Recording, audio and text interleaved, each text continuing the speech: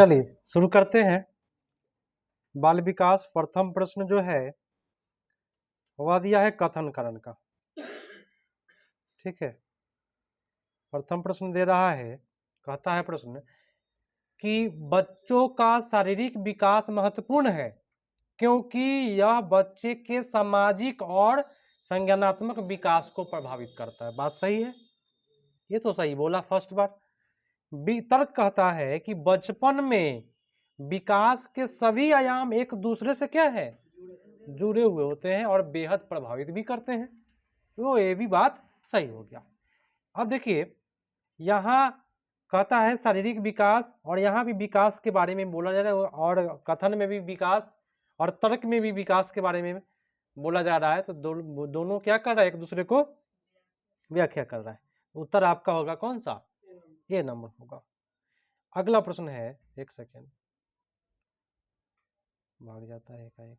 हाँ, प्रश्न कहता है कि विकास का कौन सा सिद्धांत यह सुझाता है कि विकास सिर से शुरू होता है और फिर शरीर के बाकी हिस्सों में बढ़ता है। क्या कहलाएगा, शीर्षगामी। जब सिर से शुरू होगा शीर्षगामी। लेकिन यही प्रश्न घुमा के कहेगा कि कौन सा विकास का अवस्था जो शरीर के बीच भाग से शुरू होता है और शरीर के अन्य भागों में जाता है, अधोगामी कहलाएगा।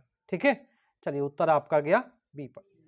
नेक्स्ट है 3 नंबर, कहता है कि डैश आनुवांशिक और स्वाभाविक रूप से पूर्व निर्धारित प्रकटीकरण की प्रक्रिया को संदर्भ करता है। यहां बोला कि आप पूर्व निर्धारित प्रकटीकरण की प्रक्रिया को संदर्भित परिपक्वता, पार, अनुकूलन, समाजीकरण, कौन सा होगा उत्तर। देखिए, परिपक्वता यहाँ हो जाएगा आनुवांशिक से संबंधित होता है ना। परिपक्व, जैसे जैसे आप परिपक्व होंगे वैसे वैसे माता पिता का लक्षण आपके अंदर भी मौजूद होने लगेगा। जैसे बचपन में रहिएगा तो आपके मुड़ी में बाल पूरा रहेगा, सर में पूरा बाल रहेगा। जैसे जैसे आप आगे बढ़िएगा तो जैसे आपके माता पिता, जैसे पिताजी का आपका केस झड़ा है वैसे ही आपका खाली होना शुरू हो जाएगा। तो ये परिपक्वता पर निर्भर करता है, आनुवांशिकता का। ठीक है, कोई दिक्कत नहीं।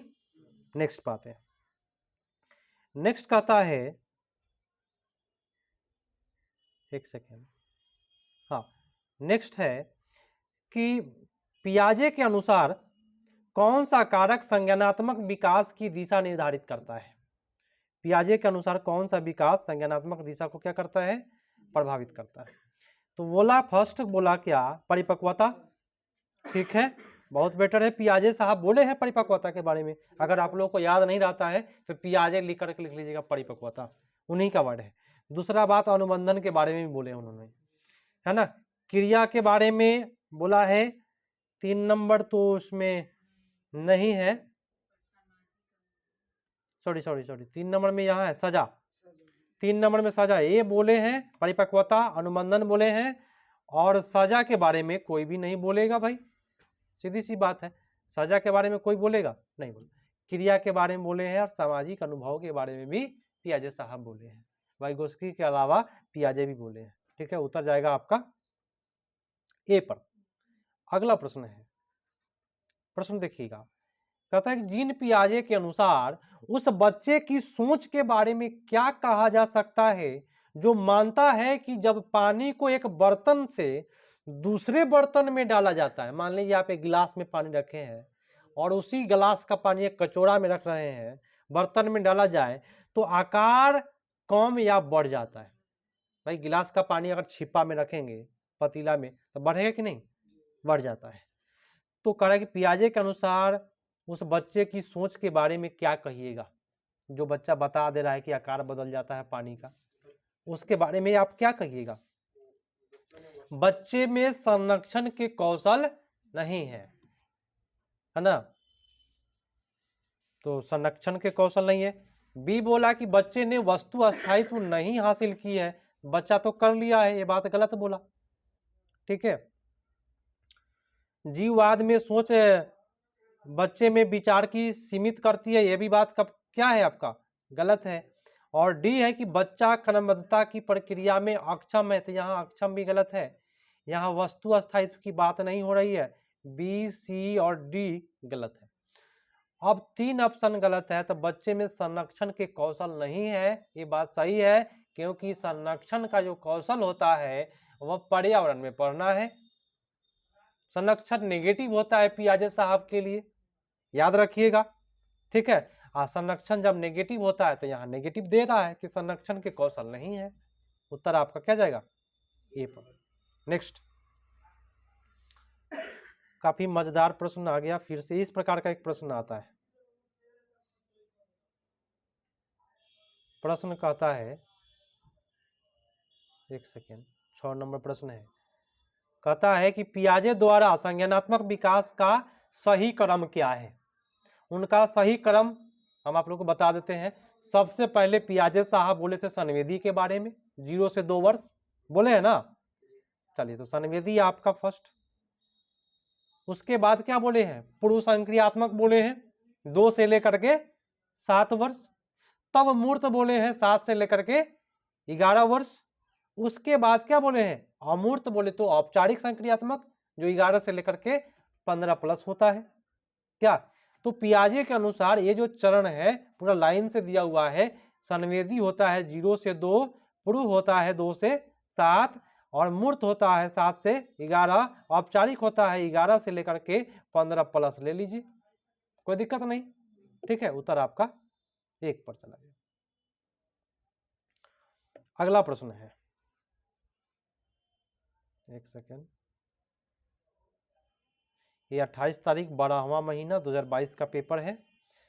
हाँ, अगला प्रश्न है कि नेहा खुद को अपनी माँ द्वारा लाई मिठाई जो मेहमान के लिए है खाने से रोकती है या सोचकर कि खाने से वह पकड़ी जा सकती है। तो कोलबर्ग के सिद्धांत के अनुसार नेहा नैतिक विकास की किस अवस्था में है? हम आपको बताए थे हिंज वाला, उसकी माँ बीमार थी, दुकान पर गया और पैसा भी नहीं था, है ना। सोचा कि भाई पैसा नहीं है, चोरी करके भागेंगे तो पुलिस पकड़ लेगा। तो ये पूछता है कौन सा चरण में आता है। तो इस प्रकार का प्रश्न कभी भी कहेगा तो सजा एवं आज्ञाकारिता में जाता है, क्योंकि यहाँ पे लिखा हुआ है पकड़ी जा सकती है। जब पकड़ा जाएगा तो क्या होगा? उसको सजा मिलेगा। हिंज वाली बात को घुमा करके पूछा है, तो सजा और आज्ञाकारिता अभिविन्यास होगा। अगला प्रश्न बोलता है कि किसके सिद्धांत के अनुसार बच्चे अपने से ज्यादा ज्ञान वाले समकक्षी और वयस्कों से अंतःक्रिया करके सीखते हैं? ये बात किसने बोला? आप लोग बताइए। वयस्क से जब अंतःक्रिया करिएगा, ये जो वर्ड है अंतःक्रिया वर्ड किनका है? वाइगोस्की साहब का अंतःक्रिया वर्ड है। आप ट्रिक कैसे निकाल लेते हैं? तो अंतःक्रिया बोले तो बातचीत करना, और बातचीत कहाँ करेंगे? तो समाज में करेंगे, और समाज वर्ड किनका है? वाइगोस्की साहब का है। तो अंतःक्रिया वर्ड से भी आप पकड़ सकते हैं।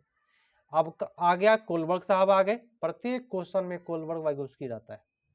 प्रश्न कहता है कि लेई वाइगोस्की के अनुसार निम्न में किसकी संज्ञानात्मक विकास में महत्वपूर्ण भूमिका है? हाँ, वाइगोस्की साहब का जो कीवर्ड है अंतःक्रिया, है ना, उसके बाद है समाज, संस्कृति, भाषा, परिवेश, इस प्रकार का वर्ड आता है। स्पेशल वाइगोस्की साहब का, कोई दिक्कत नहीं है। हावर्ड गार्डनर साहब भी आ गए हैं। हावर्ड गार्डनर के बुद्धि के सिद्धांत में शरीर और वस्तुओं दोनों कुशलता पूर्वक उपयोग करने की क्षमता को कौन सी बुद्धि कहते हैं? देखिए, शरीर और वस्तुओं दोनों का क्या प्रयोग करना? कुशलता पूर्वक प्रयोग करना, शरीर का भी और वस्तुओं का भी। क्या कहलाता है? कैसा बुद्धि? शारीरिक गति संवेदिक बुद्धि। शरीर का अगर अच्छा से प्रयोग कर रहे हैं तो इसको कहेंगे शारीरिक गति संवेदिक बुद्धि। कोई दिक्कत है? नहीं। तार्किक बुद्धि गणित में होता है। अंतर्वैयक्तिक बुद्धि किसमें होता है? जो दूसरे के, है ना, होता है। भाषायिक बुद्धि किसके पास होता है? तो कवि के पास होता है, नेता के पास होता है। आपको वोट ले लेगा, लेकिन आपका काम नहीं करेगा। अगला प्रश्न, दृश्य और स्थानिक बुद्धि में क्या शामिल है? दृश्य और स्थानिक बुद्धि, देखिए दृश्य स्थानिक बुद्धि हम बताते हैं। जैसे कि एक आप मूर्ति ले लेते हैं, आप मूर्तिकार अभी दुर्गा पूजा देखे हैं, अगर आंख बनाने के लिए कहा जाए, अगर माथा पर आंख बना दिया जाए तो अच्छा रहेगा, वो तो राक्षस बन जाएगा भाई।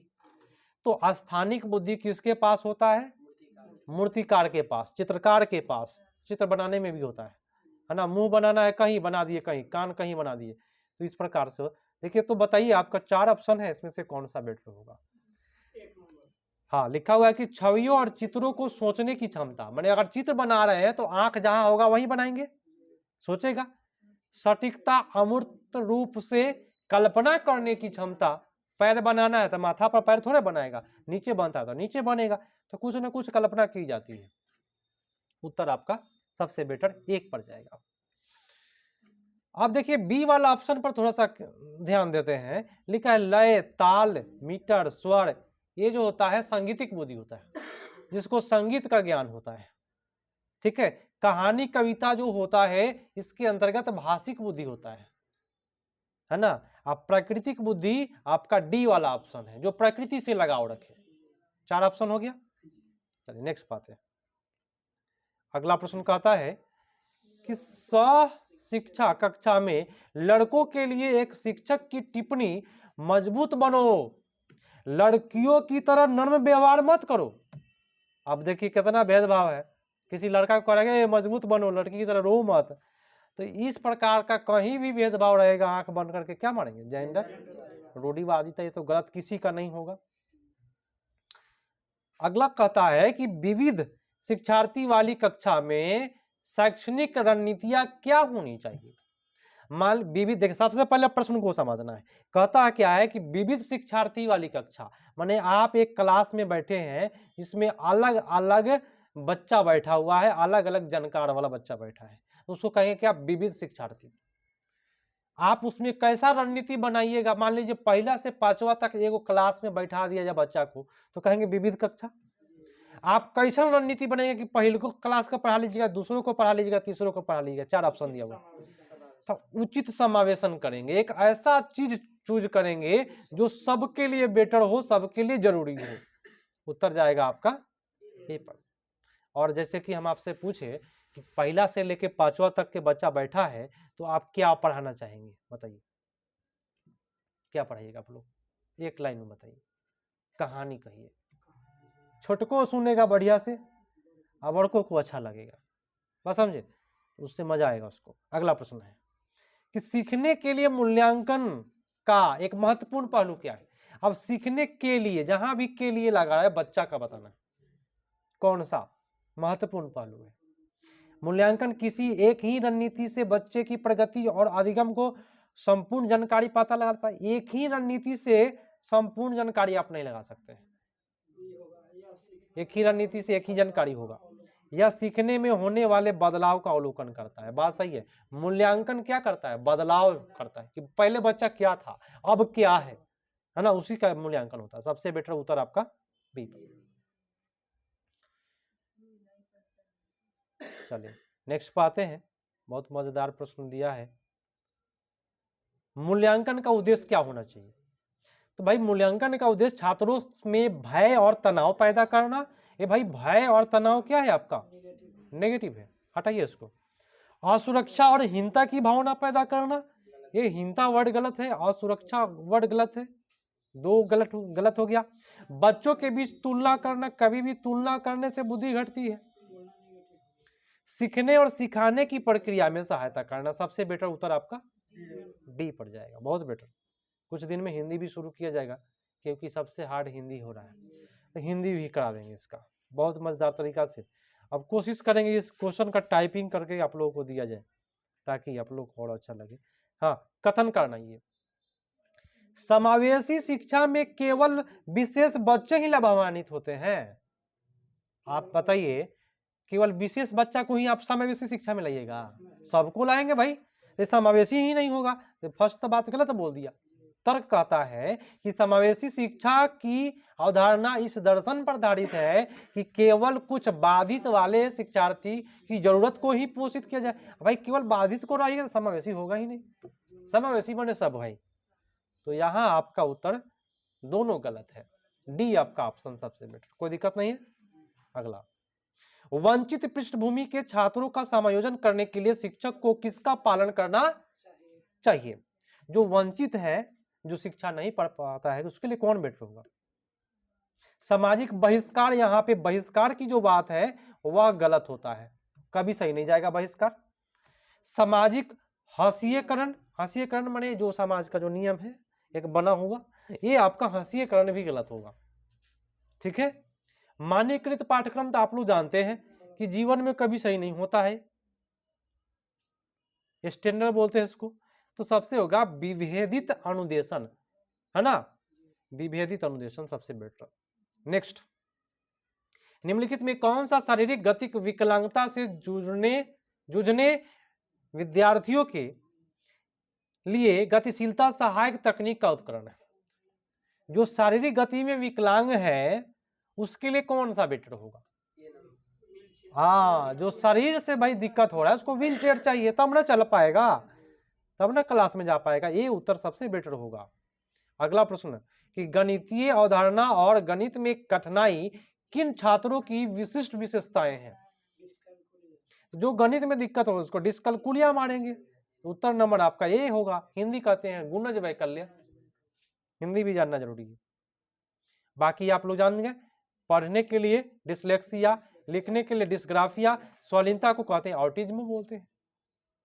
नेक्स्ट है, बहुत मजेदार प्रश्न दिया है। रचनात्मक बच्चे की विशिष्ट पहचान विशेषता में शामिल है, क्या शामिल है रचनात्मक में? तो रचनात्मकता में विचार की अनम्यता, ये अनम्यता वर्ड जो है पिछला बार भी हम आपको लिखवाए थे, गलत होता है। उब के लिए उच्च सहिष्णुता, जो बच्चा उब गया उसके लिए उच्च हो जाएगा, तो यहाँ पे उबने वाली बात उच्च सहिष्णुता गलत होता है। जटिलता के लिए वरीयता, जो जटिल है उसके वरीयता दीजिए आप, उसको थोड़ा सा समय, है ना। अभिसारी आपका गलत है, अपसारी रहता तो मजा आता। ठीक है, तो सबसे बेटर सी। अगला, अर्थपूर्ण अधिगम में क्या शामिल है? अर्थपूर्ण में है पुरस्कार और दंड को प्रधान, तो भाई अर्थपूर्ण होगा उसमें भाई पुरस्कार दंड देंगे, ये बात गलत हो गया। एक दूसरे के साथ बातचीत करने के अवसर, ये बेटर है ना, बहुत मजेदार है अवसर। सीखने के तरीके पर विचार और साथियों के साथ प्रतिस्पर्धा, यहाँ पे प्रतिस्पर्धा गलत है। अगर बी वाला ऑप्शन नहीं रहता तो हम सी में मान लेते, कोई दिक्कत नहीं रहता, लेकिन सबसे बेटर अगर बात करें तो आपका बी ऑप्शन होगा। लेकिन थोड़ा सा देखा जाए, एक दूसरे से बातचीत करने का अवसर से अर्थपूर्ण अधिगम में सम्मिलित है, सीखने के तरीके पर विचार। अब देखिए दोनों वाला ऑप्शन में देखिए, हम तो आपको बी सही करिए अवसर से, थोड़ा सा हम इसका आंसर चेंज करते हैं। आंसर क्या है? सीखने के तरीके पर विचार। जब सीखने के तरीका पर जब विचार करिएगा, तो उसमें बातचीत होगा। इसीलिए सबसे बेटर बी और सी में हम सी ही करेंगे तो बेटर होगा। अगर तरीका पर विचार करेंगे तो उसमें बातचीत आ जाएगा, अवसर मिल जाएगा उसको। तो बी वाला जो ऑप्शन है वो सी में घुसा हुआ है, समाहित है, उत्तर सी सबसे बेटर मारिए तो बेटर होगा। अब आ गया कथन कारण। कथन कारण तो भाई ऊपर देख करके ही बता देगा कि कौन सही कौन गलत है। कहता है क्या कि शिक्षार्थी केंद्रित दृष्टिकोण वह है जहां पाठ्य पुस्तक सभी सीखने का केंद्र है। जब बाल केंद्रित हो गया तब बुक कहां से आया? बाल केंद्रित माने बच्चे के मन को जान के उसी के मन के अनुरूप पढ़ाइए, उसको जो मन कर रहा है उसी के अनुसार। तो उसमें पाठ्य पुस्तक समाहित कर दिया था, क्या यह सही है? वो नहीं है, ये बात गलत हो गया। तर्क कहता है कि माध्यमिक विद्यालय में छात्र सबसे अच्छे सीखते हैं, और जबकि पाठ्य पुस्तक को पुनः पेश करने के लिए कहा जाता है, तो माध्यमिक में अच्छा सीखेगा, प्राथमिक में। गलत बात बोला ना। कहा कि यहाँ पाठ्य पुस्तक को पुनः पेश करने के लिए कहा जाता है माध्यमिक में, और प्राथमिक में नहीं कहा जाएगा। गलत दे रहा है दोनों। तो हम लोग कौन सा ऑप्शन मारेंगे? डी वाला ऑप्शन मारेंगे। कोई दिक्कत नहीं है। आइए अगले प्रश्न पर, और अंतिम पेज चल रहा है, उसके बाद छोड़ेंगे। एक सामाजिक रचनात्मक कक्षा में अधिगम बच्चे के व्यवहार में अस्थायी रूप से मापने योग्य परिवर्तन है, ज्ञान के सह निर्माण की एक प्रक्रिया है, एक उद्दीपन और प्रतिक्रिया के युग्म होते हैं, तब होता है जब छात्र सकारात्मक पुनर्मनन पेशकश की जाती है। कब होगा? सबसे बेटर। लेकिन अगर क्या करें, एक सामाजिक रचनात्मक कक्षा में अधिगम बच्चे के व्यवहार में अस्थायी रूप से मापने योग परिवर्तन है, तो अस्थायी रूप से आपका गलत हुआ। ज्ञान के साथ निर्माण की एक प्रक्रिया है रचनात्मक। देखिए यहाँ ऑप्शन में, क्वेश्चन में देखिए, क्वेश्चन में लिखे है रचनात्मक, और रचना करें बोले तो क्या, निर्माण करना, तो यहाँ लिखा हुआ है निर्माण, तो ज्ञान के साथ निर्माण सबसे बेटर आपका उत्तर बी। कुछ क्वेश्चन उसी में रहते हैं। अगला है कि डैश अधिगम के लिए उचित कक्षा वातावरण का आधार होना चाहिए, क्या, कौन सा बेटर होगा? हाँ, सबसे बेटर होगा प्रतिस्पर्धा, गलत होता है। अनुकूलन पुनर्बलन ठीक था। सहयोग सकारात्मक है ना, सकारात्मक सबसे बेटर होगा, सहयोग बेटर होगा, पृथक्करण और नामीकरण वर्ड सही नहीं जाता है। ठीक है, अगला प्रश्न आते हैं। मध्य विद्यालय के बच्चे को सहज अनुमान लगाने के लिए प्रोत्साहित करना और उन्हें विभिन्न तरीके की तलाश करने के लिए प्रोत्साहित करना समस्या समाधान कौशल को बढ़ाने के लिए एक प्रभावी रणनीति है। ठीक है भाई, अच्छा है, यहाँ पे कहीं भी दिक्कत नहीं है, कहीं भी नेगेटिव वर्ड नहीं बोला। तर्क आता है कि बच्चे विभिन्न दृष्टिकोण से चर्चा और सोच की प्रक्रियाओं के माध्यम से सीखते हैं। बात अच्छा बात है, बच्चा अलग अलग दृष्टिकोण से सीखता है, ये दोनों सही जा रहा है। आपका कौन सा जाएगा उत्तर? ये बहुत अच्छा। 26 कहता है कक्षा में प्रश्न। अब भाई कक्षा में जो प्रश्न है वो क्या होगा? केवल केवल केवल इसको तो हटा के आप चलिएगा। केवल किसी भी द्वारा नहीं पूछे जाने और नहीं जवाब दिए जाने चाहिए, तो आपका 3 ऑप्शन तो यही से ही हट गया। छात्रों और शिक्षकों दोनों द्वारा पूछे और उत्तर दिए जाने चाहिए, सबसे बेटर आपका डी। विद्यार्थियों में आंतरिक अभिप्रेरणा को कैसे बढ़ाया जा सकता है? अंदर की प्रेरणा को तो भौतिक पुरस्कार देकर के, तो पुरस्कार देना बाह्य अभिप्रेरणा है, आंतरिक नहीं है। नकारात्मक शुद्धिकरण करने से भी नहीं प्रेरित होगा। दंड भय भी आपका बाह्य होता है सीखने की खुशी और पर ध्यान केंद्रित करके। अगर बच्चा खूब खुश है सीखने के लिए, समझिए कि अंदर से प्रेरित है क्या। अगला है मध्य विद्यालय के छात्र किन प्रक्रियाओं के द्वारा ज्ञान निर्माण करते हैं और अर्थ निकालते हैं? तो जब मध्य विद्यालय तो सक्रिय अन्वेषण, मध्य विद्यालय का प्रश्न पूछा है मिडिल स्कूल का, तो इसमें क्या होगा? सक्रिय रहेगा, बेटर है। अमूर्त तो चलता है, मध्य विद्यालय के बच्चा अमूर्त ले आता है। और पूछताछ का प्रयोग, पूछताछ और प्रयोग, और शिक्षकों और साथियों के साथ बातचीत, तो ये आपका डी होगा। 3 नंबर आपका जो ऑप्शन है वो नहीं होगा, वो गलत है। मध्य विद्यालय में पूछताछ और प्रयोग ये नहीं होगा, प्रयोग नहीं होगा, सबसे बेटर आपका उत्तर बी। अगला प्रश्न है शिक्षकों को चाहिए कि वे बच्चे की योग्यता को डैश और असफलता को डैश रूप में सोचने के लिए प्रोत्साहित करे। किस रूप में बताए?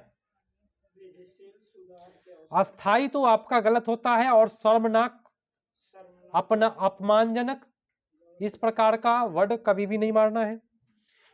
वृद्धिशील और सुधार के अवसर के, ये तो ठीक है। अस्थाई यहाँ पे गलत, और शर्मनाक डी में आपका गलत। तो इस प्रकार से जहां जहां गलत है उसको हटाइए, आपका बी पे चला गया। और आज का अंतिम है कि अकादमिक निम्न में से कौन सा कारक विफलता के प्रति जिम्मेदार है? बताएं, अकादमिक निम्न में कौन सा विफलता के लिए जिम्मेदार है? अकादमिक मतलब सबसे पहले समझिए, आप लोग मेरे यहाँ ऑफलाइन बैठे हुए हैं, कितने लोग ऑनलाइन बैठे हुए हैं, तो हमसे पढ़ रहे हैं। तो मेरा एक जो चैनल है ये एक अकादमिक हुआ, ठीक है। मान लीजिए स्कूल या कॉलेज, आप जिस कॉलेज में जाते हैं पढ़ाई करने, बीएड की पढ़ाई करने जा रहे हैं या सीटेट की पढ़ाई करने जा रहे हैं, और सीटेट के पढ़ाई में आपको रेलवे का पढ़ाई कराया जाए, तो क्या आप सफल हो जाएंगे? तो वही लिखा है अकादमिक में निम्न में किस कारक विफलता के लिए जिम्मेदार है? तो गैर प्रासंगिक पाठ्यक्रम, मैंने सिलेबस कुछ है अब पढ़ाई हो रहा है कुछ, इसको कहते हैं गैर प्रासंगिक पाठ्यक्रम। तो आज के लिए इतना ही। 30 प्रश्न रेगुलर आप लोग 8 बजे देख लीजिएगा। यहाँ देखने के बाद भी, यहाँ करने के बाद भी रात्रि में 8 बजे देखिए। आज आप लोगों के पास नोटिफिकेशन गिरेगा, कर लीजिएगा।